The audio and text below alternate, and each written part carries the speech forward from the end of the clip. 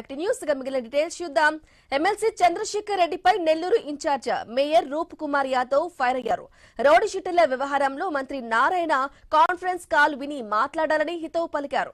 YCP అధికారంలో ఉండగా TDP నేతలపై దుర్మార్గంగా రౌడీ షీట్లు పెట్టారని మండిపడ్డారు. ఆ రౌడీ పాపం చంద్రశేఖర్ రెడ్డి గారు మరి ఏం విన్నాడో, ఎవరేం చెప్పారో, ఏం మాట్లాడుతున్నాడో తెలిసినట్లే.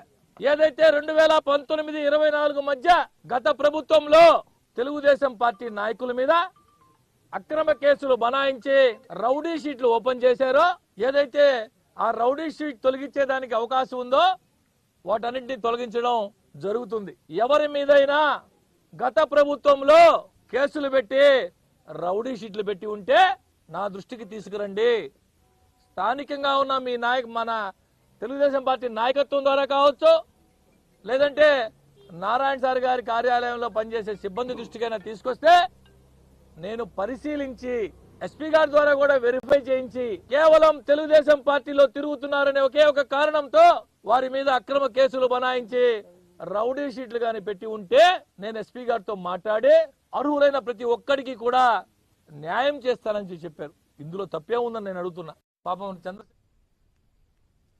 రైట్గా శ్రీశైలంలో చెంచులకు ఉచితంగా మలన స్పర్శ దర్శనం కల్పించారు. చెంచు గిరిచిన ఉచిత స్పర్శ దర్శనాన్ని శ్రీశైలం ఆలయ board chairman Potugunta Ramesh Naidu, EO Srinivasarao